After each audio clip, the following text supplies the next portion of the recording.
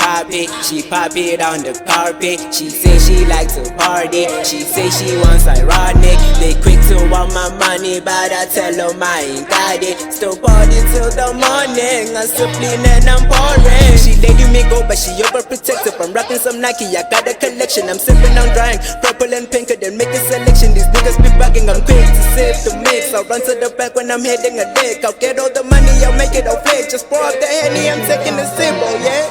Sip in a big whip with the bad bitch, that is my dream. But I wake in the morning and Now before we start with the content of this video, I'm gonna start off by saying and making it clear that neither is this situation good nor bad, but to some people like myself, I found it very uncomfortable because it was just a huge red flag to me. And even though I had time to think it through and tried to convince myself that I was just overreacting, I just couldn't. It was just too weird to me. I just couldn't come to terms with it, because even though I'd see other people my age having babies, I wasn't into the idea. It's not normal to me, and my situation in particular seems kinda worse. But I'm gonna take you through the whole story with me, and you can decide for yourself if the situation is good or bad. Now at this point you're probably wondering how I got into this situation. Well, let me take you back a bit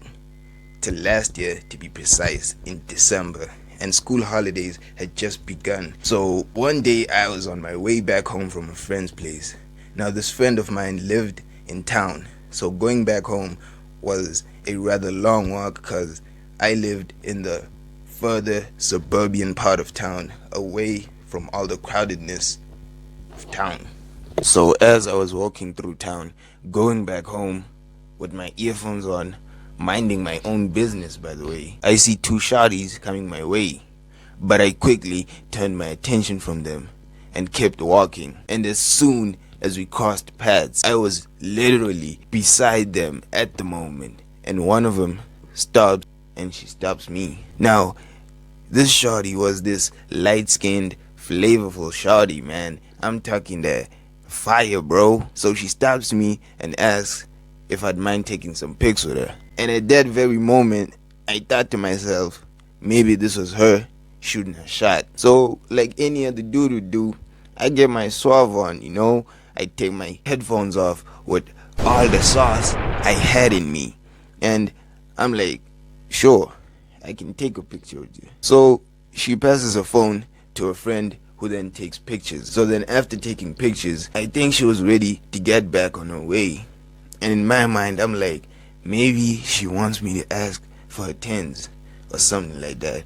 So I'm like, yo, how's about you give me your tens so I can get those pics from you? So she's like, okay, but she'd rather take my number instead. So I give her my number and I say my goodbyes, then walk back home. So the next day after that, she texts me, and she texts me with a number that I don't know.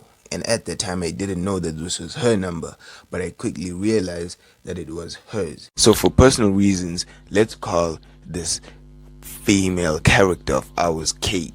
Now I get a text from Kate, and she was, you know, on that standard convo type of situations, you know, whereby it's like, hi, hello, how you doing, you know, the standard conversations.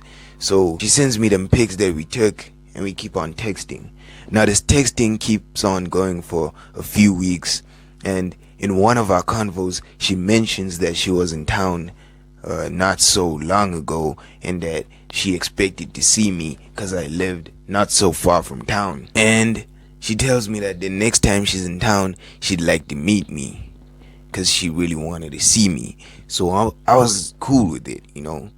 So about a week later, she does come to town, but because she lost the phone a few days before coming to town, we couldn't get in touch with each other.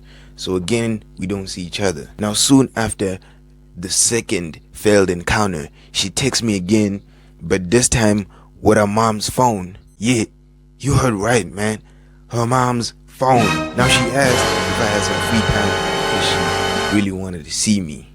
So Kate here lived about 20 minutes from town, and she had to take a taxi every time she were to be in town. So that meant that she couldn't get to see me unless she had money for a taxi to town and back home again. So one time she sent me a text saying that she'd be in town and I should expect her at about 11:30 on the following day.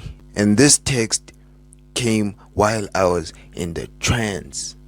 Now, me saying trance might lead you to thinking about some other trances like them voodoo things, or some other, suspicions. Yeah, but this one not. Hell no. Not the one you're thinking of. No, I was in that trance that you get every time before you get knocked out at night in sleep. And you know that you don't reply to any texts when you're in this trance because you might end up making a decision that you might later regret, which in my case was exact situation.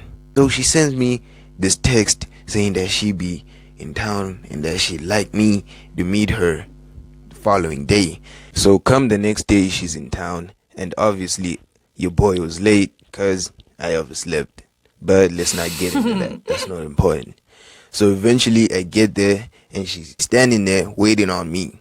So I get to her and I greet her and we be walking through town. Now she says that she's in town to do some shopping, and like a true gentleman, I oblige and offer my services to help her. So we get to the closest supermarket and she tells me that first she needs to withdraw some money. So I wait for her to go withdraw money. After a while she comes back and she's like she can't get the money because her mom gave her the wrong PIN number. So she asks if she can borrow my phone to call her mom.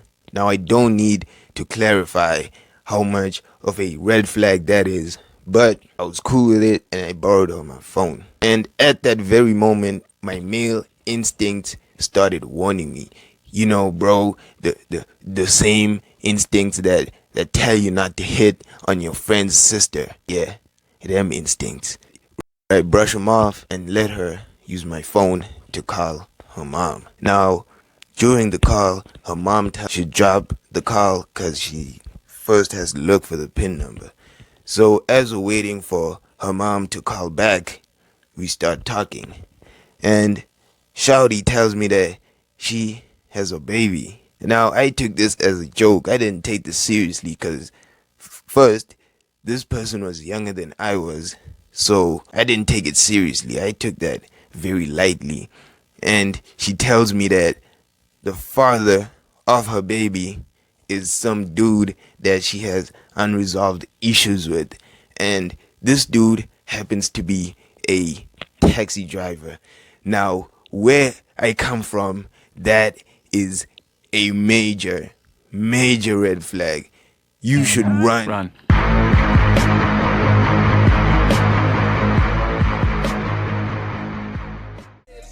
I'll run to the back when I'm hitting a dick. I'll get all the money, I'll make it all flick. Just pour up the Henny, I'm taking a sip, oh yeah. Sip in a big whip with the bad bitch, that is my dream. But I wake in the morning and realize I'm broke. I'm gifts to the streets, I ain't breaking the couch. Day 6 after week, it's a party. Pussy is wet, I'm calling the cardi. When I get money, I'll hop in a Rari. Bitch on up inside of the mud. She's in red, she look like a blood. I roll up and now I'm the plug. Wrist flicking, pot whipping. I'm so drunk, got no fishing, no kicking. She gon' swallow my children. I got some neck, been jumping on stage for a brand new protect. I told her I'm on, she said recollect. She letting me go, but she overprotected.